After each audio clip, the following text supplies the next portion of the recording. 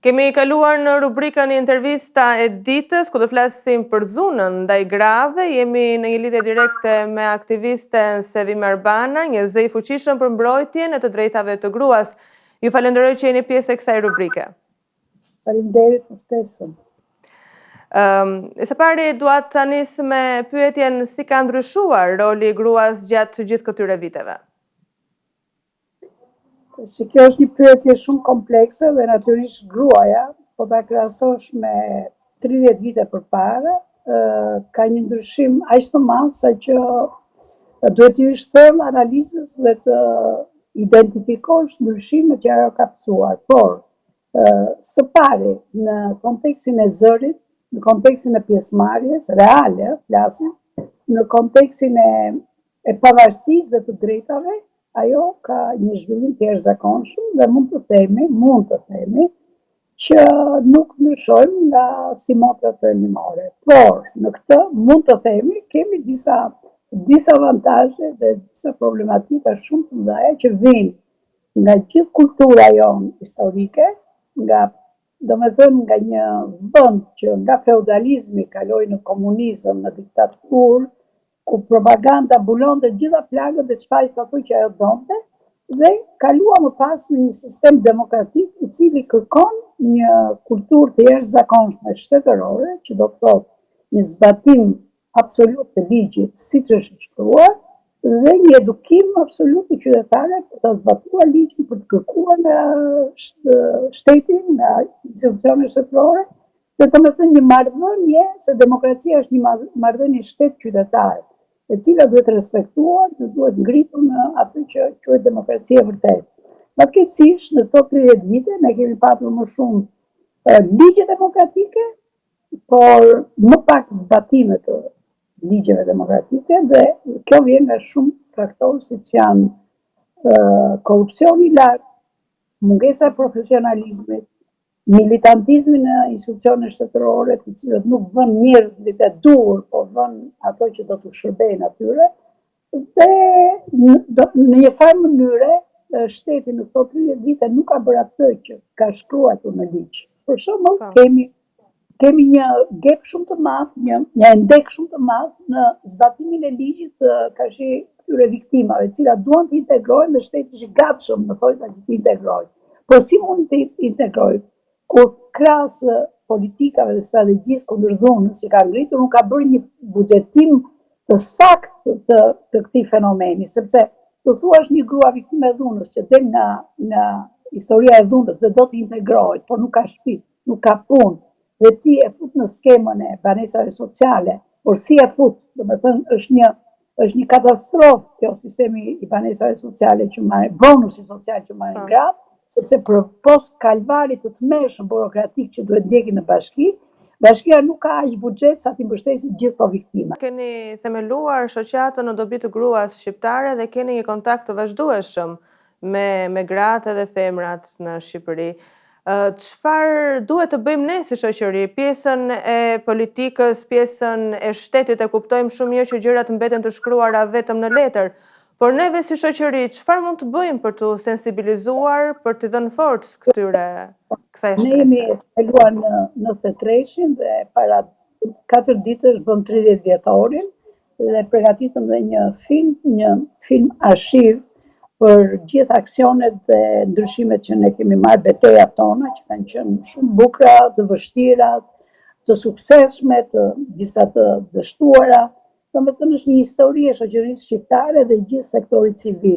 Unë mendoj që këtu është thelbi. Le të lëmë shtetin, sepse ne nuk mund të anatemojmë vetëm shtetin.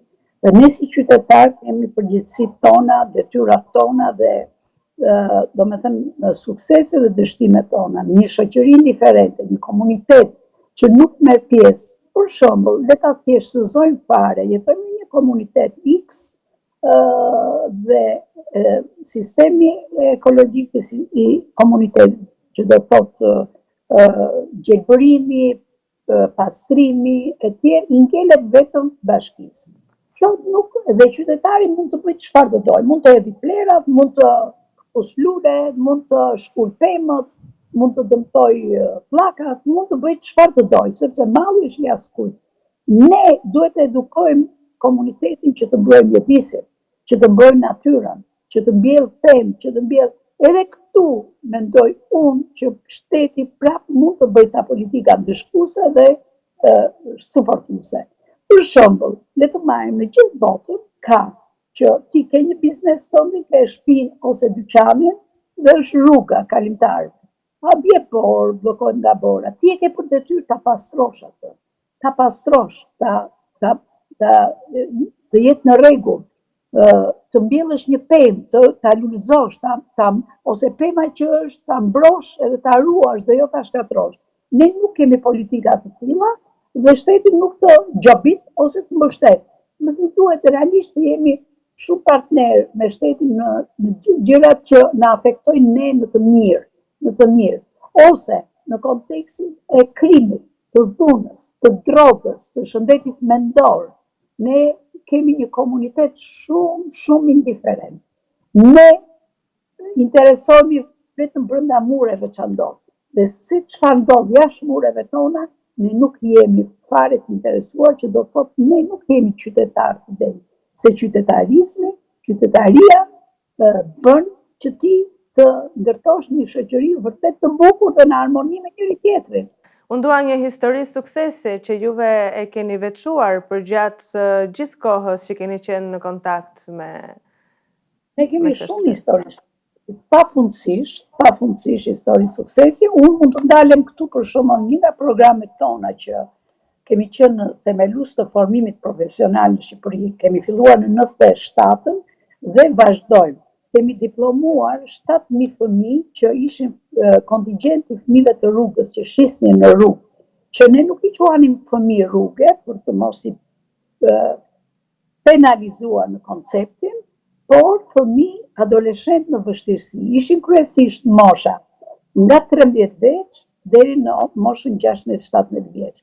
Ishin i përkisnin familje që kishin emigruar, migrim i brendshëm, që do me thënë vinin nga zona të varfra në qytete si Tirana, Elbasani, Durrësi, Shkodra, dhe nuk dinin të bënin asgjë, prindërit, nënat nuk integroheshin dot, sepse kishin dhe paragjykimet, patriarkalitetin, ndalimin nga burrat që mund bënin çdo lloj pune, baballarët përpiqeshin dhe bënin ato punët, siç kishim një kontingjent dhe vazhdon të jetë ke kinema, ish kinema Partizani, ke ushtari panjohur që dilnin dhe thonin unë jam hidraulik, do të më marr, tani është më organizuar dhe nuk funksionon kështu. Ne i blidhnim këto nëpërmjet interviste dhe i jepnim një profesion, po krahas profesionit ato bënin dhe anglisht në konceptin vetëm për të shkëmbyer, për të thënë gjërat e profesionit, dhe u jepnim një kred tull që thonim me një paketë materialisht të zanatit që mbaronin, si kozmetikë, paketësi, ajër kondicionuar, elektromekanik, dhe ne diplomuam 7.000 të rinj në komunitetet të ndryshme dhe imagjinoni 7.000 të rinj që kanë familje R4, komunitetit, ne ndryshuam historitë e këtyre. Ka shumë histori suksese dhe nga gratë e dhunuara, viktimat të dhunës, të cilat vërtet nuk janë bërë të famshme, por kanë arritur të dalin nga dhuna, kanë shkolluar fëmijët, kanë jetuar në shtëpitë e tyre, kanë arritur edhe të marrin një shtëpi të blejnë me shpenzime të tjera, disa kanë emigruar dhe që atje na ndihmojnë. Domethënë histori suksesi pafund, siç ka dhe histori të trishta që nuk janë integruar, por në përgjithësi gratë që kanë kërkuar ndihmë dhe që janë përfshirë në programet tona, dhe jo vetëm të organizatës tonë, por edhe organizatave të tjera, unë mendoj që ja kanë dalë. Zonja Sevim, ju falenderoj dhe ju përgëzoj për punën që bëni. Faleminderit shumë për intervistën.